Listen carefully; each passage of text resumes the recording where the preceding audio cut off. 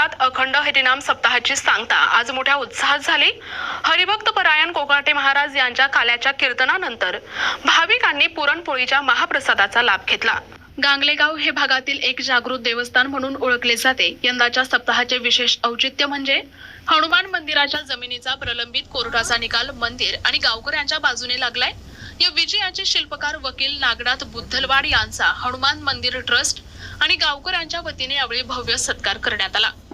सप्ताहात महाराष्ट्रातील नामवंत कीर्तनकार, प्रवचनकार, गायक आणि वादकांनी हजेरी लावली।